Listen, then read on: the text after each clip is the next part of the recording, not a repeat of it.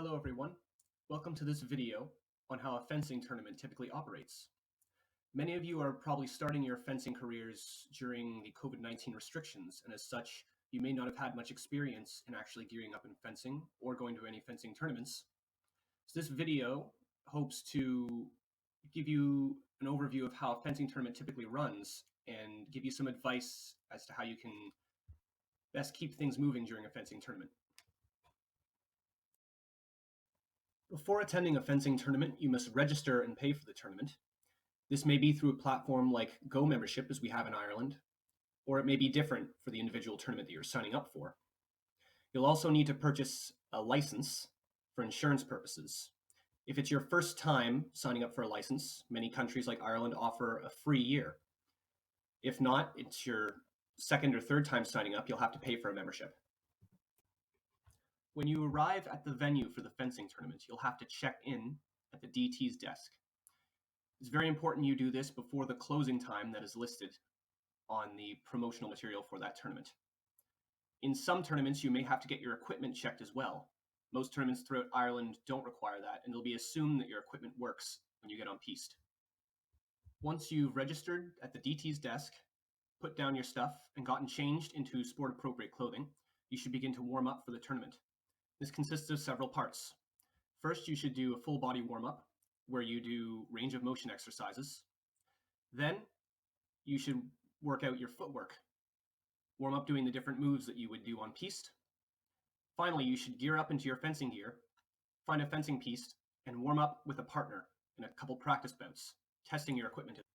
When the tournament begins, you'll be divided into a pool of fencers and you'll be called to a piste by a referee. You should bring all of your equipment that you'll need with you to piste, as the referee may ask to see it to make sure that it's working and you have all the necessary equipment. You should put your equipment at the end of the piste and not in the way of the referee. When you're not fencing, you should remain at the end of piste within earshot so that you can hear if the referee calls you. I will now explain what a fencing piste actually is. A fencing piste is the area in which you will fence your opponent. As you can see in this image, it's 14 meters in length and 1.5 to 2 meters wide. In the very center, there is what is called the center line, which divides the piste into two. And on either side of that, there is the en-garde line. This is the line where you will start the match, and after every point, you will return to this line before the next point begins. Behind the en-garde line, there is the warning line, and that serves to let you know when you're 2 meters from the end of your piste. Behind each warning line, there is the end line. And if both of your feet pass your end line, your opponent will gain a point. If you step off the sides of the piste, the match will be halted and you'll lose a meter and have to step back. If you are left-handed, you should make an effort to be on the left-hand side of the piste when you start, with regards to the referee. It makes it easier for the referee to see what's happening that way. When the referee calls you to piste, you will have to go to the piste and plug yourself in. You should start by plugging in your body wire to the spool on your side of the piste. If you're fencing foil or saber, you should make sure your alligator clip is attached to your lame. You should then plug your wire into your blade. And finally, make sure that your mask wire is connected to your lame and your mask. Before beginning the match, you should test that your equipment is working. You and your opponent should walk up to each other and hit each other in valid target at the same time.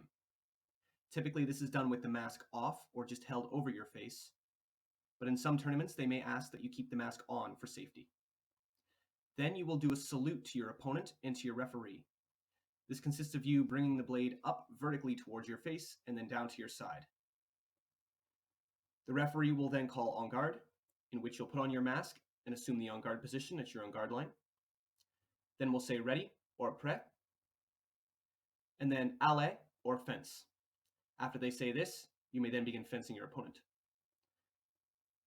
After an action has happened, they may call halt, explain what happened, and then place you back on the en-garde lines, or direct you to begin an action again at a certain point in the piste. When a match is over, you'll return to your en-garde lines. You will again salute your opponent and the referee. You'll take off your mask and shake hands, or leave it on for safety in certain cases. In the case of COVID-19, you'll likely do an elbow bump instead of shaking hands. And finally, if it's your last match of a pool, Or if it's a DE match, you may have to go and sign the score to confirm that you've seen it and agree with it. We will now show a video that demonstrates what I just explained from the point of testing your blades to the ending of a match. Test.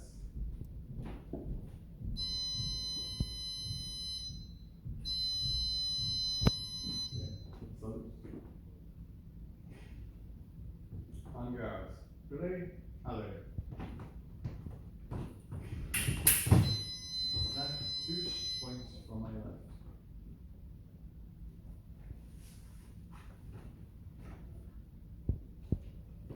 There are two kinds of matches you'll fence in a fencing tournament. The first is pools. As previously mentioned, at the beginning of the tournament, you will be broken up into pools of fencers, usually 5, 6, or 7 in number. You will fence every other fencer in your pool to 5 points. Each match will last a maximum of 3 minutes. Your results in pools will determine your ranking going into the next kind of match, the direct eliminations, or the DEs. As the name implies, in direct eliminations, if you lose, you are out of the tournament, and if you win, you continue on into the next round. Matches in the DEs last 15 points, or 3 rounds of 3 minutes, with 1-minute breaks in between. I will briefly explain how the fencing scoring boxes work. At the center of each piece, you will see a scoring box. Some of them will have timers on them, indicating the time left in the match. Others will simply have lights. Typically, there is a red light and a green or a blue light. The red and green or blue lights indicate points for the side that earned them. In foil, you'll get an orange or a white light if you hit off target. Thank you very much for watching. I hope this video was helpful. I'd recommend you go and look at a couple other things that we couldn't talk about in this video before beginning a fencing tournament. The first would be how to put on fencing gear. I'd recommend watching our other video about how to gear up for fencing. I'd also recommend going and checking out the different types of fencing, foil, épée, and saber, and seeing how a match in foil, épée, and saber actually goes to get an idea of how they fence. Finally, I'd recommend, if you're doing foil or saber, looking up how priority rules work. It's a very complex topic, and it's something that's best learned by experience, but it'd be a good thing to have a bit of a base knowledge before going into a fencing tournament. Thank you.